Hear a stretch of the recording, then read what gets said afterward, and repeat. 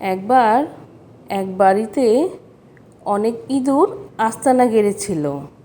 ইঁদুরের লোভে সেই বাড়িতে একদিন এসে জুটল একটি সাপ আর একটি বেজি। বেজি সাপে তো জাত শত্রুতা। প্রথম 2-4 দিন ইঁদুর নিয়ে ব্যস্ত থেকে নিজেদের শত্রুতার কথা তারা ভুলেই ছিল।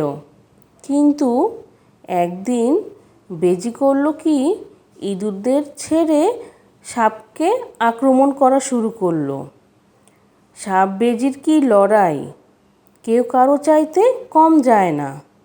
অনেকক্ষণ ধরে চলল সেই যুদ্ধ। ক্ষত বিক্ষত হয়েও তাদের দম বের হওয়ার কোনো নাম নেই। এদিকে দুই শত্রুকে নিজেদের মধ্যে লড়াই করতে দেখে ইঁদুরের দল গর্ত থেকে বেরিয়ে আনন্দে নাচানাচি জুড়ে দিল।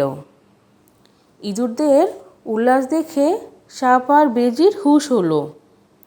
লড়াই বন্ধ করে সাপ বেজিকে বলল, দেখো দেখো, আমাদের মারামারি করতে দেখে ইঁদুরটা কেমন আনন্দ করছে। বেজি বলল, হ্যাঁ তাই তো, আমরা যে কেউ একজন মরলেই তো ওদের একজন শত্রু কমবে। কেন আমরা বোকার মতো যুদ্ধ করছি?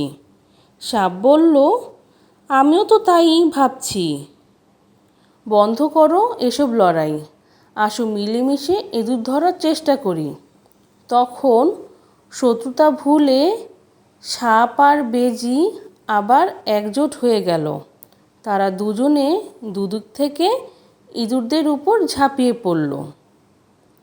গল্পের নীতিকথা: স্বার্থের প্রয়োজনে পরস্পর শত্রুর মধ্যেও মিত্রতা হয়ে থাকে।